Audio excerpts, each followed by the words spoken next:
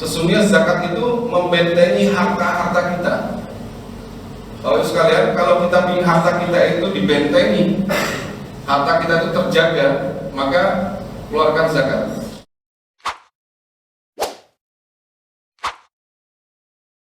Bapak Ibu yang dimuliakan Allah Subhanahu wa taala, alhamdulillah kita oleh Allah masih diberi kesempatan pada Ba'da Zuhur kali ini kita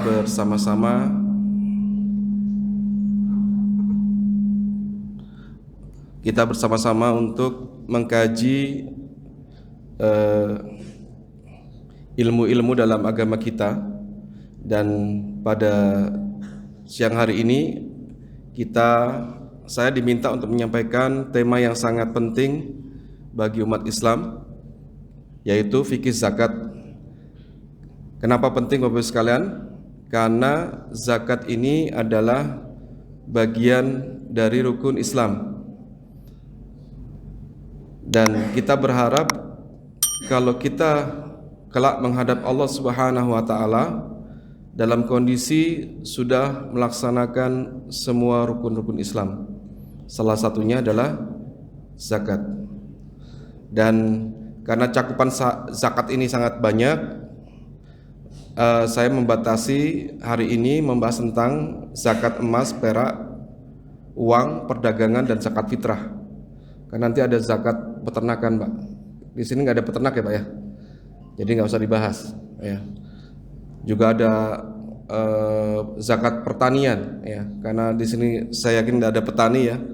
Ya kita bahas lain kali. Karena kalau kita bahas waktunya nggak cukup, Pak. Karena kitab fikih zakat Syekh Yusuf Qaradawi itu tebalnya saja 1135 halaman. Ya. Saya rasa tidak cukup kalau hanya kita bahas dalam waktu 1 jam saja. Bapak Ibu yang dimuliakan Allah Subhanahu wa taala, jadi seperti yang tadi kami sampaikan bahwa zakat ini adalah perintah yang sangat penting dalam Islam. Kita buka surat Al-Baqarah ayat 43, di sana ada bunyi wa aqimus shalah wa atuz zakah. Dan biasanya ayat zakat ini biasanya nyambung sama perintah salat. Ya, di banyak ayat biasanya zakat itu nyambung dengan perintah salat. Jadi ini saking pentingnya zakat sehingga nyambungnya itu dengan salat. Kemudian di surat At-Taubah ayat 103 Allah Subhanahu wa taala berfirman, "Khudh min amwalihim shadaqah tutahhiruhum wa tuzakkihim biha wa shalli alaihim inna salataka sakanun lahum wallahu samiun alim." Yang artinya khudh, ambillah. Jadi zakat ini, Pak, itu wajib diambil. Dan zakat ini itu bukan hak kita lagi, tapi hak asnaf. Ya. Kalau dalam zakat mal, asnafnya ada 8, tapi kalau zakat fitrah hanya 2. Ya. Khud, jadi ini wajib diambil dari orang-orang kaya. Ya. Dari orang yang berlebihan hartanya untuk diberikan kepada asnaf, ya, fakir miskin, ya, gorim dan lain-lain seperti itu. Tujuannya apa? Tujuannya untuk membersihkan dan mensucikan. Jadi kalau kita melaksanakan perintah zakat, sesungguhnya kita sudah mensucikan harta-harta kita. Kemudian ayat yang lain surat At-Taubah ayat 11. Ini, Pak. Ini Masya Allah. Allah Subhanahu wa taala berfirman, fa in tabu wa aqamus shalah wa atuz zakah fa ihwanukum fid din. Jika mereka bertaubat, mendirikan salat dan menunaikan zakat, maka mereka itu adalah saudara-saudara seagamamu. Jadi sampai salah satu ciri karakter muslim, ya, saudara seagama kita itu adalah orang-orang yang mendirikan salat dan membayar zakat, menunaikan zakat. Jadi zakat ini sangat penting sekali dalam Islam, ya. Kemudian zakat ini termasuk dalam rukun Islam. Dalam hadis Bukhari, Rasulullah SAW bersabda, "Bunyal Islam alal khamsin, Islam itu tegak di atas 5 pijakan. Ya, rukun Islam, dan salah satunya adalah minha itaiz zakah. Salah satunya adalah menunaikan zakat. Jadi zakat itu adalah rukun Islam, dan rukun itu Bapak sekalian sesuatu yang wajib dikerjakan. Kalau enggak tidak sah ibadahnya. Jadi orang yang sudah mampu menunaikan zakat, dia tidak zakat, maka ya sudah runtuh salah satu pondasi keislamannya. Kemudian di hadis Bukhari, kalau hadis, a'limhum, beritahu kepada mereka, annallah iftaradu alaihim shadaqah, bahwa Allah mewajibkan mereka mengeluarkan sedekah. Dan sedekah ini Bapak sekalian kadang-kadang juga bisa berarti zakat. Min agniyaihim, dari sebagian harta mereka, ya. Faturaddu ala fuqaraihim, dan harta ini untuk dibagikan, ya, dan disalurkan kepada orang-orang fuqara. Nah, lalu apa keutamaan dari zakat, fadilah dari zakat? Apa yang kita dapatkan kalau kita menunaikan zakat? Nah, ini dalam hadis riwayat Imam Tabrani, hasinu amwalukum bis zakah. Sesungguhnya zakat itu membentengi harta-harta kita. Bapak Ibu sekalian, kalau kita ingin harta kita itu dibentengi, harta kita itu terjaga, maka keluarkan zakat. Saya pernah ketemu ya dengan seorang pengusaha, tetangga saya, ya. Jadi dia saudara tetangga saya, tepatnya ya. Suatu ketika dia curhat sama saya, dia pernah punya pabrik, Bapak sekalian, punya pabrik makanan ringan, ya. Tahu ya Pak, ampiang, tahu ya? Kacang pakai gula Jawa itu.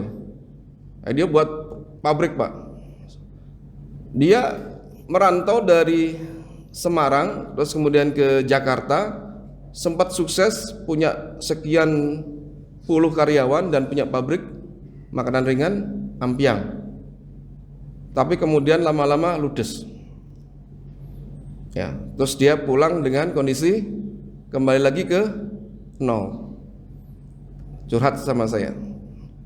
Ya, karena dia lebih tua dibanding saya. Mas, saya kenapa ya Mas kok bisa ambruk ya?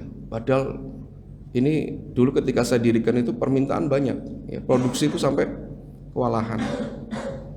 Saya langsung nanya gini, jenengan zakatin mboten perdagangannya? Selama jenengan bisnis itu jenengan keluarkan nggak zakatnya? Terus dia kematan, oh ya itu kesalahan saya, dia bilang itu. Ternyata Bapak sekalian, zakat ini bisa menjaga harta-harta kita. Bahkan Allah Subhanahu wa taala dalam Al-Qur'an mengatakan la in syakartum la azidannakum. Jika kamu bersyukur maka Allah akan menambah nikmat. Jadi cara kita mengikat nikmat itu dengan bersyukur. Lah salah satu bentuk syukur terhadap Allah berikan harta kepada kita berlimpah adalah diikat dengan membayar zakat. Biar dijaga, ya, zakat itu bisa menjaga harta-harta kita. Bahkan hadis yang diriwayatkan Imam Tabrani, ya, zakat, sedekah itu bisa menyembuhkan orang sakit, Pak. Ini tinggal kita ini percaya apa tidak gitu ya. Karena Allah Subhanahu wa taala mengatakan, "Ana inza zoni abdibi." Aku sesuai dengan prasangka hambaku. Insya Allah kalau kita percaya, ya, kita sedekah, zakat itu bisa menyembuhkan penyakit.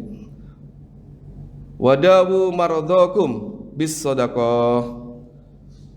Sembuhkan orang sakit di antara kalian dengan salah satu ikhtiarnya, selain kita ke dokter, kita sedekah, zakat, ya.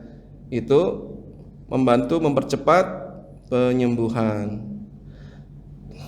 Kemudian di dalam Al-Qur'an surat 261, orang yang menafkahkan hartanya di jalan Allah maka dilipat gandakan. Jadi orang yang mengeluarkan hartanya sedekah, ya, mau zakat, infak, sedekah, itu pasti akan diganti oleh Allah bahkan berlipat-lipat ganda. Ya. Betul, Pak. Saya pernah ada dosen, ya teman saya dosen, dia ngaji sama saya. Suatu ketika dia, Ustadz, saya pengen umrah bareng antum. Dia tahu saya mau umrah, Pak. Ya udah langsung aja DP, saya bilang gitu. Tapi uangnya belum ada, Ustadz. Ya udah seadanya, karena DP-nya itu minimal 15 juta, Pak. Seadanya aja, kalau ada 5 juta dulu. Ya. Padahal di pamfletnya itu, di flyernya minimal DP 15 juta. Ya udah 5 juta nggak apa-apa. Terus saya bilang, salah satu janji Allah Subhanahu wa taala, uang yang kita keluarkan di jalan Allah itu akan diganti, termasuk haji dan umroh. Saya cuma bilang, tinggal antum percaya apa enggak. Bapak, saya masih ada WA-nya, Pak. Saya WA seperti itu, dalam waktu cuma 3 menit dia langsung jawab, Ustadz, betul Ustadz, saya DP, dia langsung DP 5 juta, tunjukkan bukti transfer. Terus kemudian 3 menit kemudian dia langsung ngabari, Ustadz, saya dapat bayaran 10 juta Ustadz. Langsung balik, Pak, 2 kali lipat. Ya, 3 menit. Ya. Bener Ustadz yang antum bilang, dia bilang itu.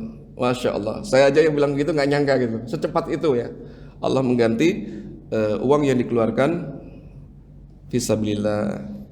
Terus yang keempat itu zakat itu mensucikan jiwa-jiwa kita. Ya. Ini tadi sudah kita bacakan, hud min amwalihim shadaqah tutahhirukum wa tuzakkihim biha. Ya. Biar jiwa kita itu bersih, Pak. Salah satunya apa, Pak? Yang kita bersihkan. Yang kita bersihkan adalah dari kekikiran. Ya, terlalu berlebihan cinta pada dunia. Gitu kan. Ya, padahal tabungan kita yang sebenarnya di mana, Pak? Di akhirat. Jangan sampai nggak punya tabungan akhirat, Pak. Tabungan dunia miliaran, akhirat nggak ada tabungannya. Ya, salah satunya adalah dengan zakat. Nah ini, Pak, ini adalah zakat ini sebenarnya adalah ibadah kalau di masa Rasulullah SAW ini nggak bisa disepelekan. Ya, kenapa? Karena jika ada orang yang mengingkari zakat, maka dia dihukumi kafir. Ya, dihukumi kafir. Orang yang ingkar dengan zakat. Terus ada yang bilang, Ustadz, saya nggak ingkar Ustadz, tapi saya nggak mau bayar. Ya kan, eman-eman gitu ya. Ya kan, itu hukumnya juga dapat, Pak. Tidak mengingkari tapi nggak mau bayar, itu diperangi. Ya, di zaman Abu Bakar itu diperangi, Pak. Jadi ada beberapa orang setelah Rasulullah wafat, Rasulullah Shallallahu Alaihi Wasallam wafat, itu mereka nggak mau bayar zakat. Dia mengatakan, ya Abu Bakar, zakat itu hanya zamannya Rasulullah. Setelah Rasulullah wafat, udah nggak ada zakat. Itu langsung ya diperangi oleh Abu Bakar. Kenapa? Karena zakat ini adalah rukun Islam, nggak boleh ditinggalkan. Ya. Dan Islam ini, Bapak Ibu sekalian, masya Allah, agama yang sangat perhatian dengan masyarakat sekitarnya, agama yang sosialnya sangat tinggi sekali. Ini salah satu bentuk kita dipaksa untuk perhatian kepada orang-orang yang tidak berpunya, yaitu dengan zakat. Nah, bahkan Bapak sekalian, itu kalau di zaman Rasulullah dan kekhilafan Islam, itu orang yang tidak mau membayar zakat, itu hartanya disita. Ya. Man a'taha mu'tajiron, ya, barang siapa yang menyerahkan zakatnya untuk mendapat pahala, maka dia akan mendapatkan pahala.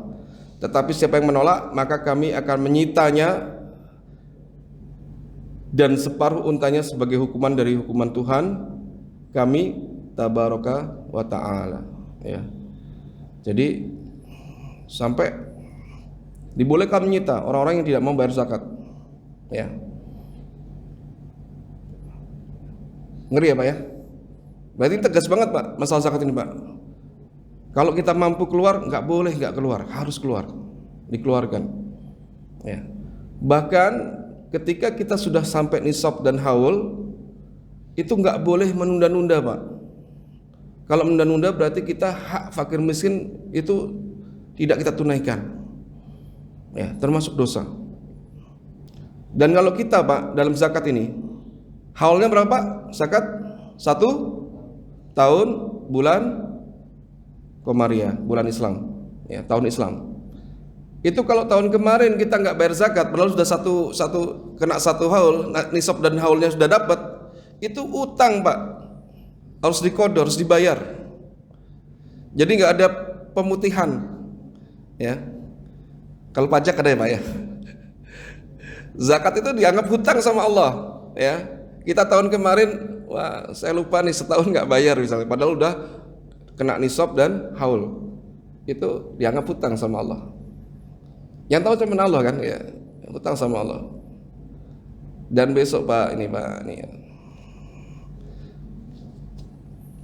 Ini ngeri Pak. Jadi orang yang tidak mau berzakat itu besok dia akan disiksa oleh hartanya dengan melalui hartanya. Jadi Allah Subhanahu wa taala berfirman, "A'udzubillahi minasyaitonirrajim. Bismillahirrahmanirrahim. Yauma yuhma 'alaiha fi nar jahannam fatukwa biha jibauhum wa junubuhum wa zuhuruhum hada ma kuntum li anfusikum fadzuku ma kuntum taknizun." Yang artinya pada hari itu, ya, emas dan perak dipanaskan di neraka jahanam, lalu dibakar dengan dahi mereka, dengan lambung mereka, dengan punggung mereka, lalu dikatakan, inilah harta bendamu yang kamu simpan untuk dirimu sendiri, maka rasakanlah sekarang akibat apa yang kamu simpan. Uang-uang yang kita simpan Pak, nggak kita potong zakatnya, itu dipakai untuk menghukum kita besok di akhirat. Nauzubillah, summa nauzubillah. Ya, Ustaz, saya baru tahu sekarang Ustaz ilmunya. Ya, insya Allah mengampuni Pak. Ya, nggak apa-apa Pak, tetap dicicil ya. Kalau misalnya belum ini. Nah, kemudian 5 objek wajib zakat. Nah, nanti kita akan bahas lah. Ini mulai masuk kita ke materi. Ya, yang pertama emas, perak dan uang simpanan. Terus yang kedua barang yang diperdagangkan. Yang ketiga hasil bumi, hasil peternakan dan hasil tambang. Kita cuma bahas 1, 2 dan zakat fitrah. Pak, pertanyaannya, kita punya 5 mobil, dijakatin nggak Pak? Mobil nggak masuk. Jadi mobil, kecuali mobil itu kita benar-benar dealer mobil. Ya, kita jualan mobil, lah mobil itu kena zakat. Atau orang yang punya rental, dia punya 100 mobil buat rental, mobilnya kena zakat nggak? Enggak, tapi penghasilan rental itulah yang kena zakat. Ya, nanti kita jelaskan secara detail. Ya. Nah, kriteria zakat itu apa? 1, dimiliki secara sempurna. Jadi dia punya kuasa atas objek zakat tadi. Misalnya kalau kita membawa uang sebagai bendahara, tidak bisa. Uang banyak orang tidak bisa. Ya. Atau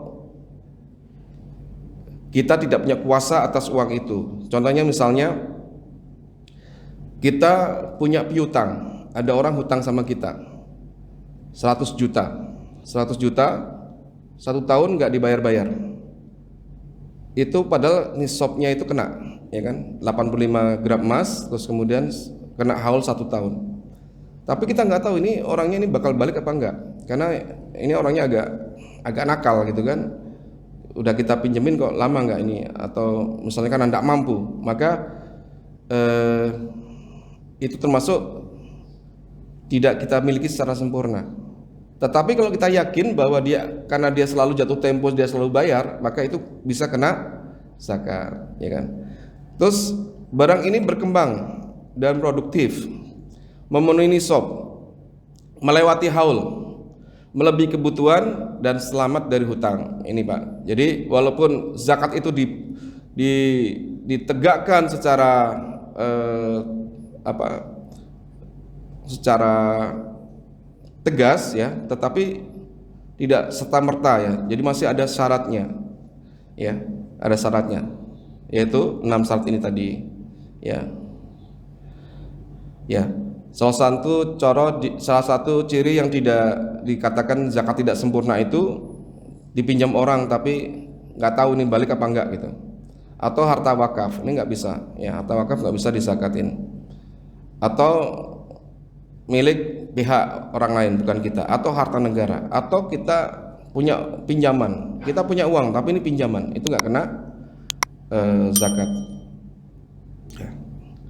Nah ini, dan cirinya adalah berkembang produktif, ya kan. Jadi yang kena itu uang, satunya uang, emas, perak, ya, terus kemudian investasi kita, ya, kemudian modal usaha. Nah ini Pak nisabnya Pak, ya. Jadi nisab emas itu 85 gram. Kalau aslinya adalah 20 dinar Pak. 20 dinar itu kalau dikonversikan ke dalam gram, 1 dinar itu sama dengan 4 gram seperempat, 4,24. Jadi kalau 20 dinar itu sama dengan emas 85 gram. Nah perak ini adalah dirham. Dirham yaitu 200 dirham, kena nisabnya 200 dirham. Kalau dihitung dikonversikan ke gram itu menjadi 595 gram. Jadi kalau kita punya emas 85 gram itu sudah kena nisab. Terus kemudian kita punya perak 595 gram itu juga kena nisab, ya. Dan zakat perdagangan tabungan itu disamakan dengan nisab emas. Terus kemudian pertanian ini beda lagi, pertanian ini net G. Pertanian itu netnya adalah 500 bahan makan pokok 520 gram kilo, ya, 520 kilo dalam bentuk beras net.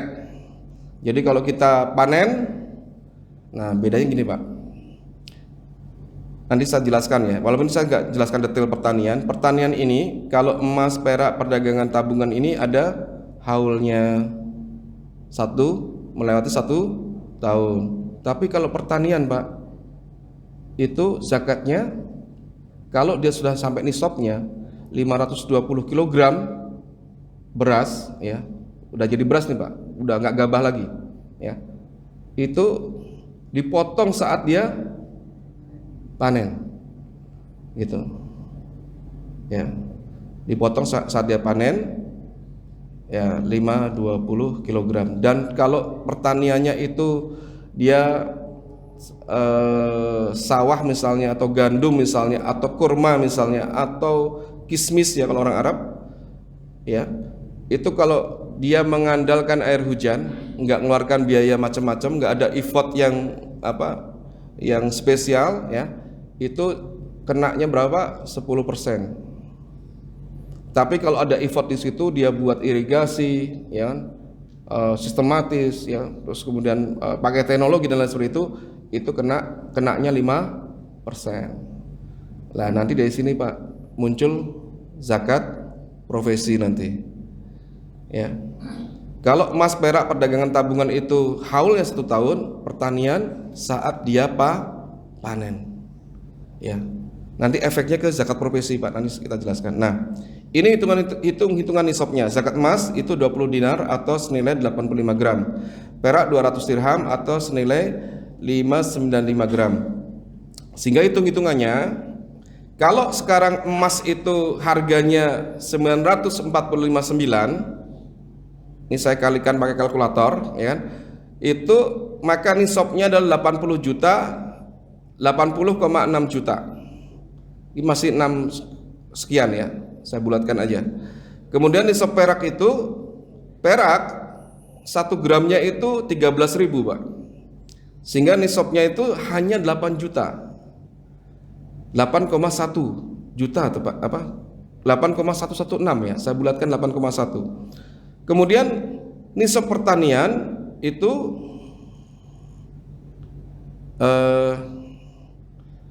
520, ya kan? Kalikan harga beras. Harga beras sekarang 1 kilo berapa? Ya, sekitar 20, ya. 20. Berarti kena nisabnya sekitar 10,4 juta.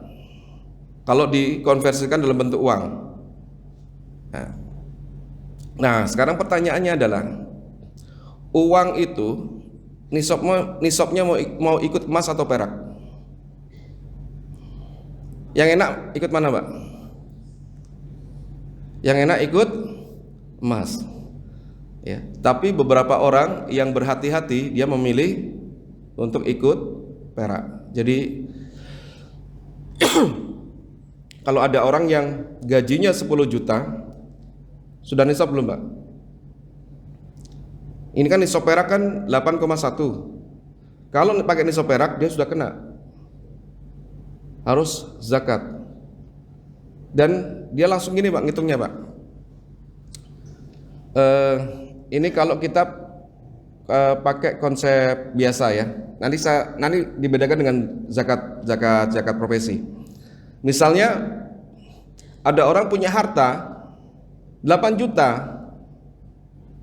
Nah, karena dia berhati-hati, dia ngambil nisab perak. Kalau 8 juta kena nggak, Pak?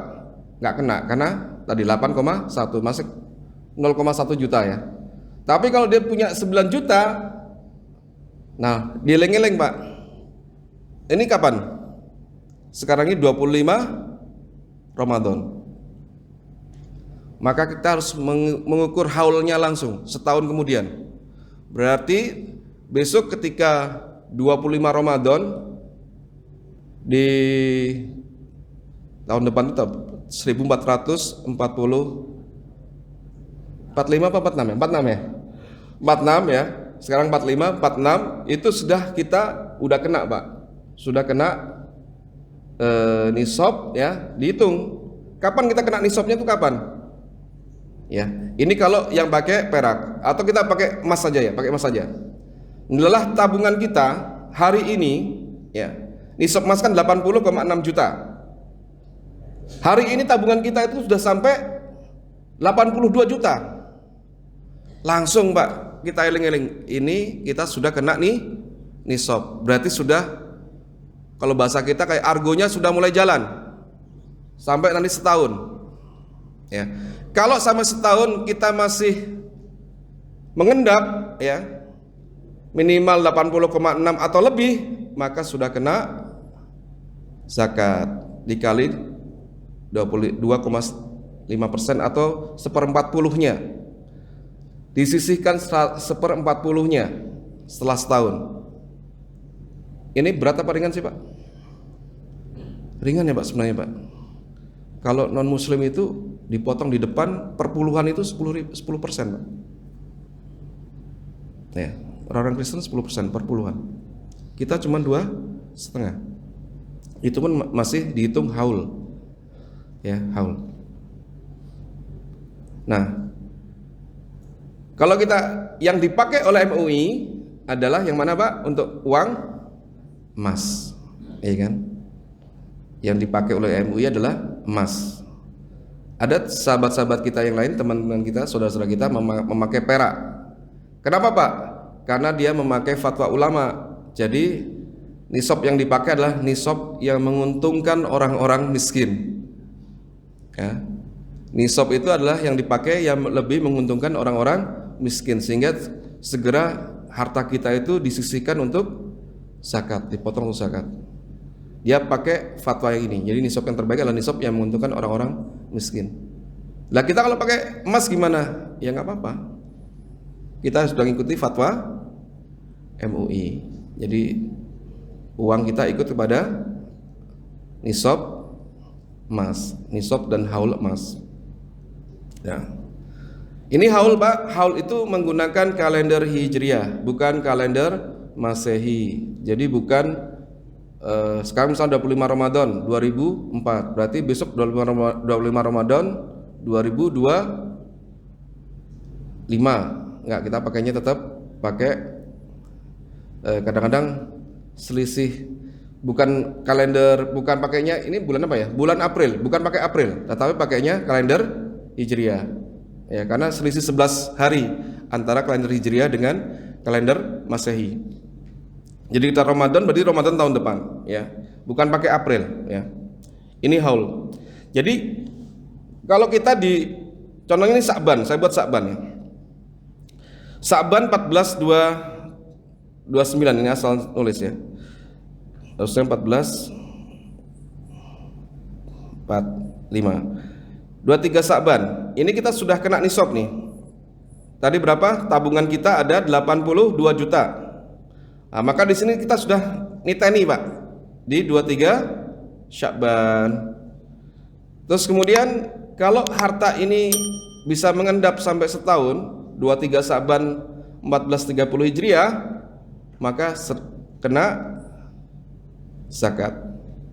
Ustadz, di tengah jalan ini ya, karena dia masih jomblo Pak, dia dipakai untuk nikah, ya kan? Ustadz, saya pakai untuk nikah Ustadz. Nah itu nanti argonya balik lagi dari nol, karena tidak mengendap selama setahun. Jadi zakat itu rada angel ya nariknya itu ya. Bahkan kalau ada orang niatnya nggak zakat tuh bisa Pak, tapi dosa ya. Ya. Misalnya ketika bulan ke-11 dipakai buat beli mobil, ben aku kurang bayar zakat, tak tunggu mobil. Ya bisa, tapi dia dosa. Allah Maha tahu ya. Niat kita Allah Maha tahu gitu. Kita mau menghindari zakat, Allah Maha tahu. Ya.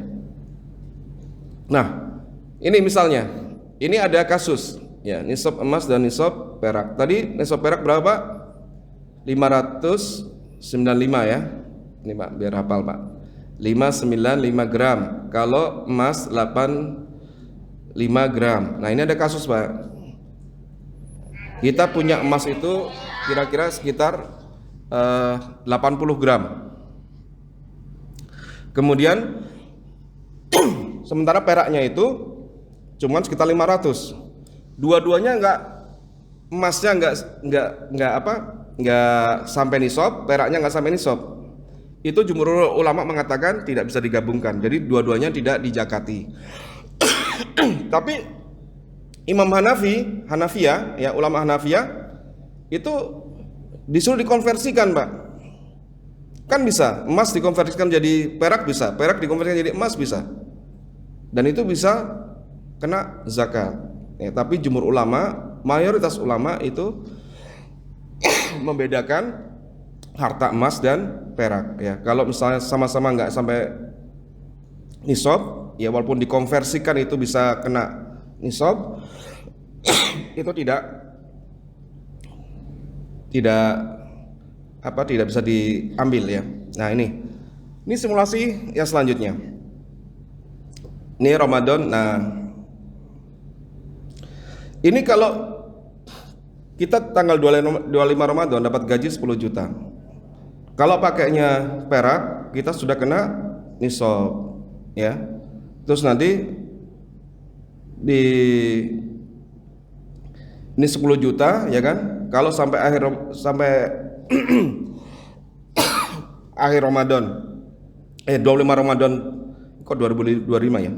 45 itu kemudian masih 10 juta ya, maka dia dikenakan zakat kali 2,5% ya. Nah ini ada kasus Pak, kita punya emas dan punya uang.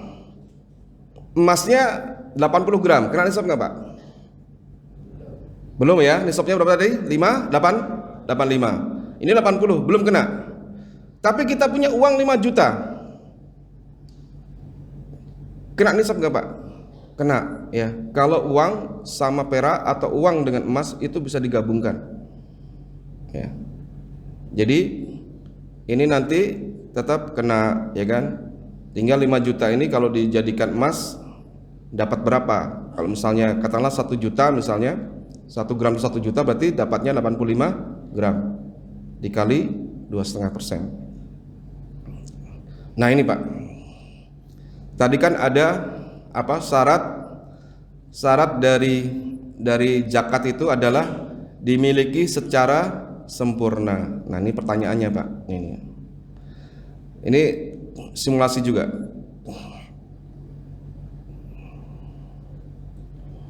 Pertanyaan ketiga, kita punya uang 100 juta, kena nisab nggak Pak? Kena ya, karena tadi nisabnya itu kalau kita pakai emas ya kan, yang paling enak aja sesuai dengan fatwa MUI itu tadi berapa? Emas itu 80 ya, 80,1 juta gitu ya. Berarti kalau 1 juta kena. Tapi kita punya hutang Pak, hutang kita itu 150 juta. Kira-kira kita wajib zakat nggak Pak?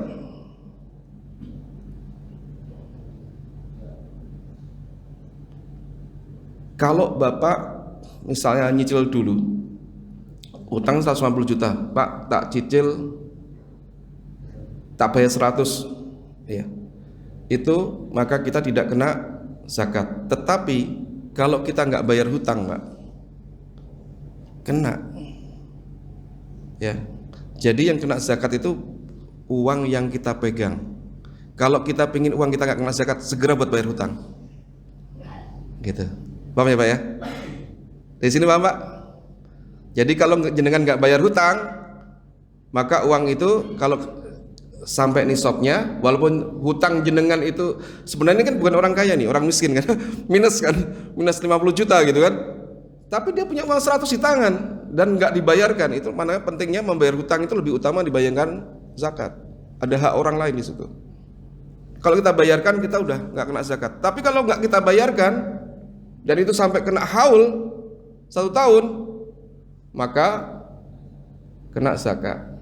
Kita terbayar, dipotong 1/40-nya atau 2,5%, ya.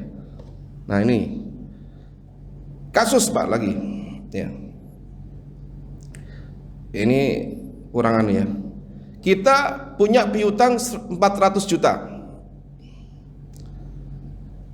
dan kita punya uang di tangan kita tuh 100.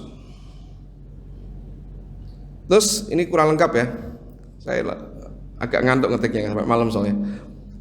Terus kita juga punya hutang 150, di tangan 100, hutang 150, piutang 400. Kira-kira zakatnya berapa Pak?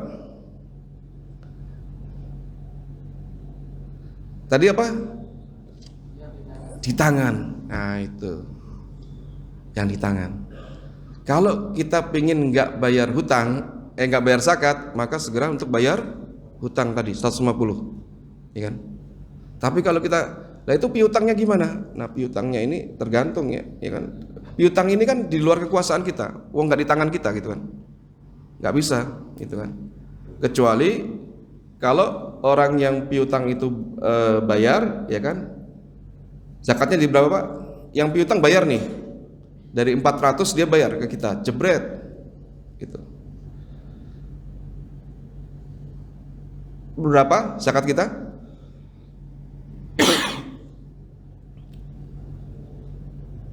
Empat 400 tambah 100 berapa tadi? Kan di tangan 100, 500 ya Pak ya. Terus buat bayar hutang, bayar hutangnya berapa? 150. 500 dikurangi 150, 350. Sudah sampai nisab? Sudah. Tapi belum haul Pak. Paham ya? Uang itu kan baru nyampe kita pada hari itu, ya kan? Belum haul. Nanti nunggu setahun lagi. Aman ya Pak? Nah. Paham ya Pak? Paham gak Pak ini? Yang di zakat itu ada di tangan kita. Dan syaratnya nisab dan haul. Nisab dan haul. Jadi untuk uang emas, perak ada nisab dan haul, ya. Terus kemudian ini sudah ya. Oh ini yang tadi, ini yang tadi. Ini yang tadi yang 5 ya. Ya. Nah ini ada lagi Pak. Emas itu kan kena zakat. Kalau apa? Nisab dan haulnya terpenuhi. Lalu bagaimana emas yang dipakai oleh ibu-ibu? Kena zakat nggak Pak? Tidak. Kenapa? Karena bukan barang dagangan dan bukan investasi. Ya. Kalau itu betul-betul perhiasan dipakai, itu nggak kena zakat. Tapi kalau dari awal sudah diniati investasi belinya, kena zakat. Ya. Wah saya beli ini buat investasi. Dari awal sudah niat seperti itu. Ya, tapi kalau dari awal hanya sekedar perhiasan, nggak bakal dijual belikan, ya, itu nggak kena zakat. Ya. Kembali pada niat, innamal a'malu biniat. Dari awal kalau niatnya itu hanya sekedar perhiasan, nggak kena, karena dia pakai. Tapi kalau niatnya investasi, ini bisa buat investasi, kalau saya butuh bisa saya jual, kena zakat 2,5% kalau haul dan nisabnya terpenuhi. Walaupun banyak gitu, ya. Ya. Tapi kan orang kadang-kadang kan banyak juga pasti investasi kalau banyak ya. Kalau dipakai biasanya dikit lah ya. Gitu. Nah ini Pak, kita akan bahas tentang, tapi sebelum kita bahas tentang ini ya, zakat profesi, ini ada satu lagi kasus, kita berniat jual rumah. Ini rumah ini, kita nih juragan properti nih, ya kan? Jual rumah, udah setahun nggak laku-laku rumah ini. Ya, kita udah ngiklan gitu kan. Kalau setahun berarti kena haul. Kena zakat nggak Pak? Kena Pak. Jadi kalau harga rumahnya itu bandrolnya 1 miliar, itu kena zakat 250, seperempat puluhnya berapa? 25 juta ya, 25 juta. Kena 25 juta Pak. Karena itu barang dagangan. Tapi kalau kita niatnya dari awal, saya beli rumah dalam rangka cari rumah baru. Saya udah bosan nih sama rumah ini, pengen pindah saya gitu. Ini di kota ini bising saya, kalau bisa saya jual, saya mau pindah ke kampung atau daerah yang agak mojok. Kalau Semarang sini mungkin cari yang Meranggen gitu. Jadi nggak jauh-jauh amat dari Semarang, tapi nggak terlalu bising di Semarang. Itu nggak kena zakat Pak. Nggak kena zakat. Yang kena zakat itu kalau sudah diniatkan jual beli, gitu ya. Tapi kalau kasusnya gini gimana? Saya pakai rumah ini, tapi kalau ada yang mau nawar, tak kasih kalau harganya cocok. Kena zakat kan Pak? Enggak, karena niatnya dari awal bukan dijual. Awalnya sudah pinginnya ditempati, kan gitu ya. Ini juga berlaku bagi orang yang suka jual beli mobil. Kalau mobilnya itu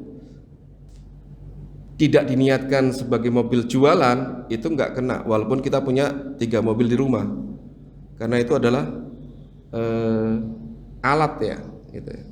Tapi kalau mobil ini memang mobil kita ini jual beli mobil second gitu kan banyak Pak ya. Ngambil untung nggak banyak-banyak lah, satu mobil 3 juta 2 juta gitu, ada teman saya seperti itu. Terus kalau misalnya dia pas butuh dia pakai misalnya, jadi dia selalu mobilnya itu gonta-ganti ya, karena dia jualan mobil second. Saya punya teman gitu, gonta-ganti ya, jebul tutulan mobil, itu kena ya, kena kalau nisab dan haulnya terpenuhi, dia kena zakat. Terus kalau ada mobil rental Pak, kena zakat nggak mobil rental? Yang kena itu adalah sewanya, mobilnya enggak. Karena kita nggak jual mobilnya, kita jual jasanya. Paham ya Pak ya? Dari sini paham Pak? J? Kontrakan berarti yang kena adalah hasilnya, bukan rumahnya. Rumahnya nggak usah dizakatin Pak, hasilnya. Tanah itu Pak ditanamin, yang kena hasilnya bukan tanahnya. Karena syaratnya ini tadi di atas ini ya, ini terus berkembang produktif ya. Kalau tanah kan bukan. Jadi kita jangan sampai bingung dengan pajak Pak ya. Kalau tanah kan kena pajak, rumah kena pajak, mobil kena pajak, zakat enggak ya. Ini bedanya zakat sama pajak di situ Pak. Nah ini Pak, sekarang kita akan bahas tentang zakat pendapatan. Yang ini lagi rame di medsos ya, zakat pendapatan. Bapak tahu nggak? Tahu nggak Pak, kalau ini rame di medsos Pak? Ya. Dan kita ikuti fatwa MUI ya Pak ya. Nah, muncul zakat pendapatan. Nah ini dari mana Pak? Zakat pendapatan itu, jadi di zaman Rasulullah SAW, Khalid bin Malik ini diadukan oleh para sahabat Nabi yang lain bahwa dia itu tidak pernah bayar zakat. Mengadu kepada Rasulullah. Ya, Rasulullah. Ya Rasulullah, itu Khalid itu baju-baju perangnya, pedang-pedangnya itu nggak pernah dizakatin. Rasulullah justru menegur sahabat tadi, kamu sudah menzalimi Khalid, ya. Karena baju perangnya, pedangnya dan lain seperti itu bukan barang jualan, tapi itu diwakafkan kepada Allah dalam rangka untuk berjihad. Jadi nggak kena, ya. Artinya Pak di sini berarti apapun barang yang memiliki nilai jual beli itu pasti kena zakat, ya. Nah ini ayatnya apa? Kita ambil ayat dari sini. Allah Subhanahu wa taala berfirman dalam surat Al-Baqarah ayat 267, ya. Bunyinya, ya ayyuhalladzina amanu anfiqu min thayyibat ma kasabtum. Wahai orang yang beriman, infakkanlah. Dan infakkanlah ini Bapak Ibu sekalian, itu para ulama, ya, salah satunya Imam Al-Mujahid itu menerjemahkannya sebagai zakat. Maka sabtum, ya, dari sebagian hasil usahamu yang baik-baik. Jadi semua usaha kita, semua pendapatan semua pendapatan yang kita terima itu harus dizakati kalau sesuai dengan nisab dan haul. Nah, ini. Nah, terus kemudian sekarang muncul yang namanya zakat profesi, Pak. Ini jadi perdebatan. Zaman Nabi nggak ada istilah zakat profesi, nggak ada istilah zakat sewaan gitu, nggak ada. Kenapa sekarang ini muncul?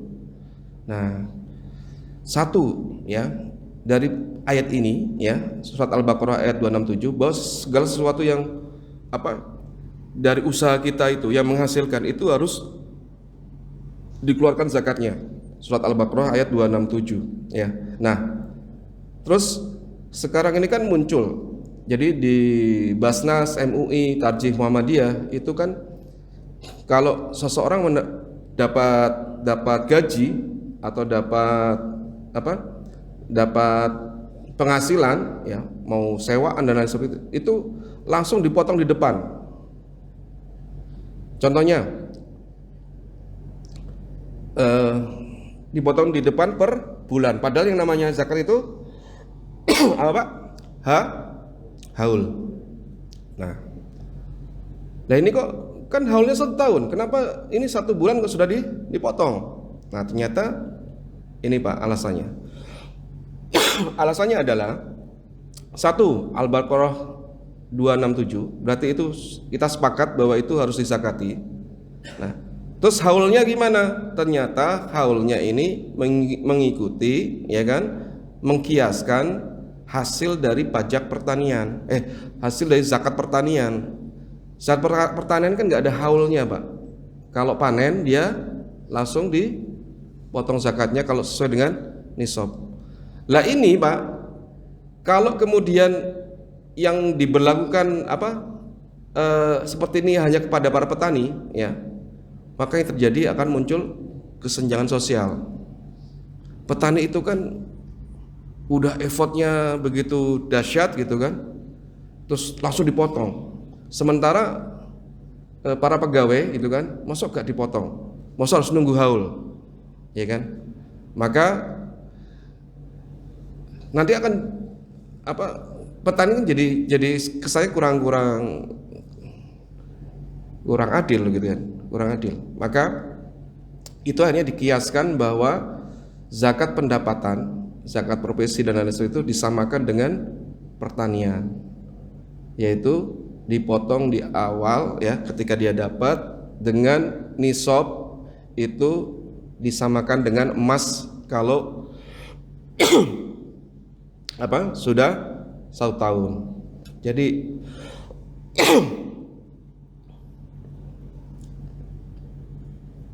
ini,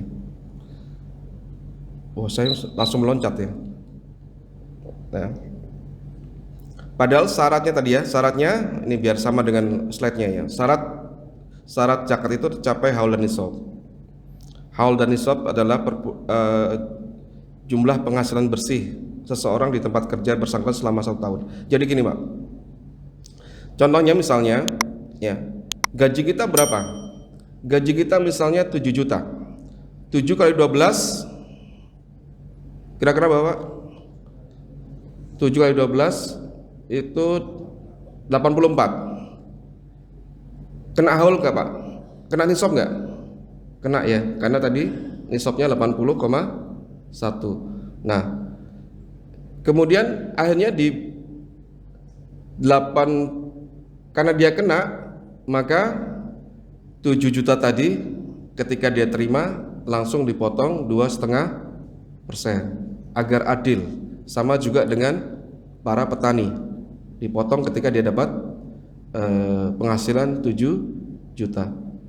Ini paham nggak Pak ya? Kadang-kadang kalau angka-angka ini ya ngeblank ya. Tapi paham ya, insyaallah ya. Jadi kalau gaji kita dikalikan selama 12 bulan kok dapat kena nisab ya, kayak tadi ya. 7 juta kali 12 itu ada 84, sementara nisabnya 80,1, maka dia 7 juta itu kena potongan 2,5%. Ini fatwa MUI. Dan saya pernah diskusi dengan teman-teman MUI karena salah satu pengurusnya Sekjen MUI itu masih kakak ipar saya ya. Dia mengatakan itu bisa saja itu sama saja dengan takjilus zakah. Zakat yang ditakjilkan, disegerakan. Gitu ya. Untuk menengahi tadi ya. Menengahi tadi. Takutnya nanti kalau misalnya nunggu sampai berapa tadi 80 juta itu terus kemudian eman-eman 82 lah katanya ya, 82 dikalikan 2,5% jadi eman-eman. Tapi kalau dicicil dari per bulan itu kan nggak begitu eman-eman nih ya. Ya. Oh ya. Ya. Dan zakat itu Pak, profesi ada 2 macam. Dari bruto atau dari neto. Itu terserah jenengan memutuskan. Ya. Dari bruto atau neto. Misalnya 7 juta langsung dikurangi kebutuhan, ya kan, anaknya 5 gitu kan, istrinya 2 gitu kan. Jadi kurang ya Pak. Nggak nyampe 1 nisab, ya. Ya, jadi kalau misalnya neto bisa jadi nggak nyampe 1 nisab, ya kan, karena dikurangi berbagai macam biaya. Tapi kalau dari bruto, maka dan ngitungnya ada 2 cara Pak. Dari neto maupun dari bruto. Dua-duanya bisa bisa dilakukan, ya. Tapi kalau kita ingin agar harta kita ini bersih, ya, harta kita ini berkah, ya udahlah nggak apa-apa 2,5%. Kalaupun nggak nyampe nisab, ini adalah apa Pak? Sedekah. Masuknya sedekah. Paham ya Pak ya? Jadi boleh neto, boleh bruto. Dua-duanya diperbolehkan. Nah ini simulasinya ini ya. Nah ini kebetulan saya pakai emas yang harga 931. Jadi ada pegawai gajinya 3 juta, gaji pokok, terus kemudian nah ini neto ya. Setelah gaji bersihnya nampak dia dikurangi macam-macam, 3 juta dikurangi kebutuhan macam-macam, sisanya 1.900.000. Maka dikalikan 12, muncullah jumlah 22.800. Padahal nisabnya emas adalah 80,1. Jadi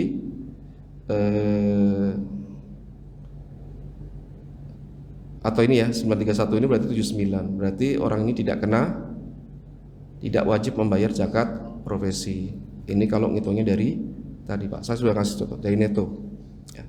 Boleh dari neto. Ya. Gitu. Tapi itu harus betul-betul dikurangkan ya. Artinya saya punya utang, dikurangkan utang, tapi utang nggak dibayar, cuma dihitung doang gitu kan. Nggak bisa ya, jadi yang di tangan itu. Ya. Nah, ini sebelum kita membahas tentang zakat fitrah, ya, ada pertanyaan Pak tentang zakat mal? Paling tidak globalnya paham ya? Monggo. Iya. Zakat profesi, ya.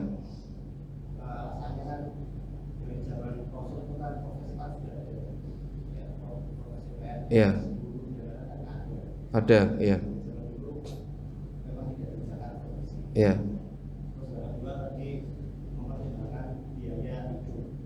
Iya. Biaya hidup diakomodasi. Tadi kan ada contohnya kan? Dikurangan. Iya.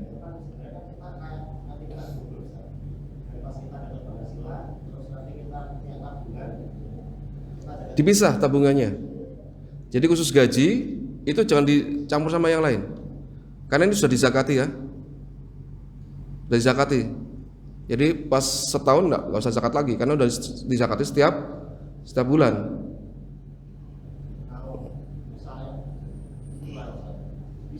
Dipisah. Solusinya gitu. Yang belum dizakati itu yang dihitung berarti gitu. Ya kan? Ini khusus yang zakat gaji dihitungnya per bulan. Ini fatwa MUI ya. Dan juga fatwa dari Tarjih Muhammadiyah, juga ada dari Syekh Yusuf Qaradawi, ya kan? Karena tadi kalau misalnya menunggu haul, ya kan? Terus ini menjadi tidak seimbang karena teman-teman petani di sana itu, para petani itu mereka itu nggak nunggu haul, langsung dipotong. Paham enggak? Jadi mereka dipotong terus, kita sementara yang gajian enggak. Ini. Ya. Padahal sama, sana pendapatan, sini pendapatan, bukan simpanan ya. Kalau simpanan sepakat. Kalau simpanan sepakat. Ini kan pendapatan. Maka ada ulama yang mengatakan ini harusnya kena nih, bahkan wajib. Gitu. Salah satunya adalah Syekh Yusuf Qaradawi. Ya. Terus ada yang menolak, ada Syekh Wahbah Zuhaili itu menolak. Ya. Gitu. Tapi MUI mengambil pendapat yang ini. Pendapat bahwa zakat gaji itu kena potongan zakat di depan, ya. Biar tujuan zakat itu apa sih Pak? Tujuan zakat itu memang untuk orang kaya. Kalau antum orang kaya kok nggak diambil, kan kasihan orang miskin. Siapa yang mereka gitu kan? Tapi kalau memang kurang nggak bakal diambil gitu. Kayak tadi ya, dipotong untuk banyak kebutuhan, dipersilakan neto kan gitu. Baru dihitung zakatnya. Oh nggak nyampe. Kayak tadi kan, makanya saya cari contoh yang nggak nyampe neto. Ya. Tapi boleh nggak setuju? Boleh nggak setuju? Karena ada ulama yang mendukung nggak setuju. Ya, gitu. Tapi saya mengambil pendapat yang aman saja. Ya, MUI seperti itu ya kita pakai MUI.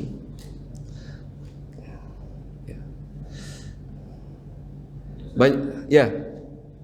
Kalau orang punya rumah, J. Punya tabungan, J. Ya. Tabungannya berapa Pak? 500 juta. Sudah haul belum? Sudah setahun ya, sudah mengendap setahun. Dibelikan rumah lagi.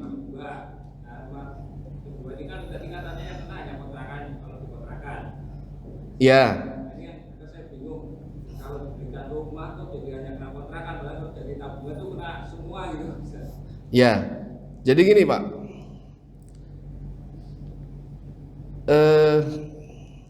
Orang kalau niatnya menghindari zakat bisa seperti itu. Jadi biar dia nggak jatuh ke haul, dia bulan ke-11 langsung nyicil mobil. Ya, dia nggak ada niat sih, nggak ada. Karena kebutuhan ya, aman. Investasi aja kan. Kalau investasi Pak kena. Jadi kena dari seluruhnya ya. Jadi kalau niatnya investasi, niatnya jual beli, niatnya mencari keuntungan kena. Kalau sampai pada haulnya. Tapi kalau memang itu kebutuhan, misalnya kita punya anak, ingin belikan anak rumah, ya pengantin baru belum mapan, ya tak belikan rumah yang harganya kita tambahin 500, harganya mungkin 450, kan sisa 50. Nah 50 ini kan nggak kena. Tapi ini sebelum haul Pak. Tapi kalau sudah haul tetap kena.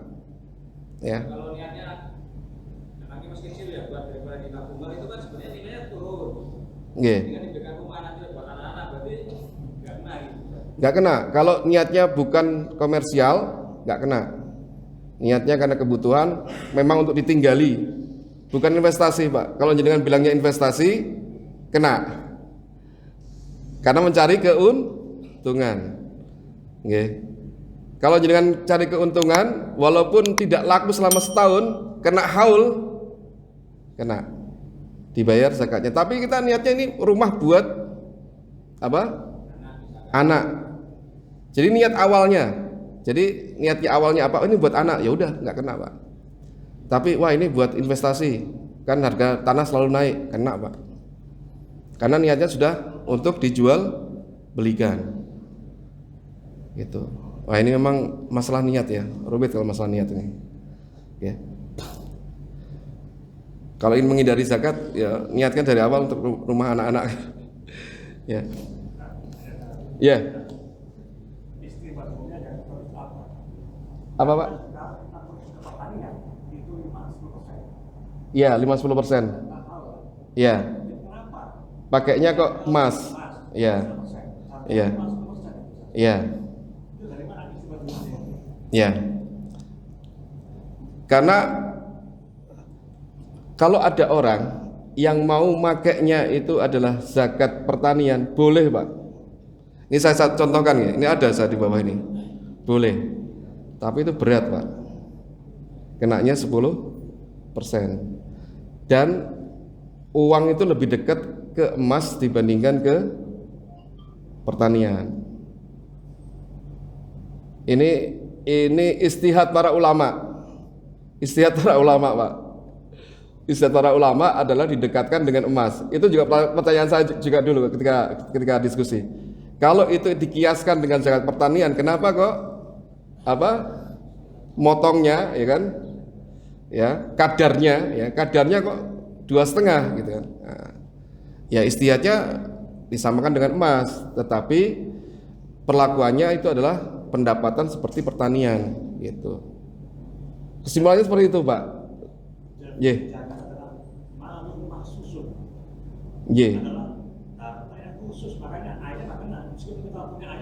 Nggak kena. Ayam mau 1.000 nggak kena, yang kena onta. Iya.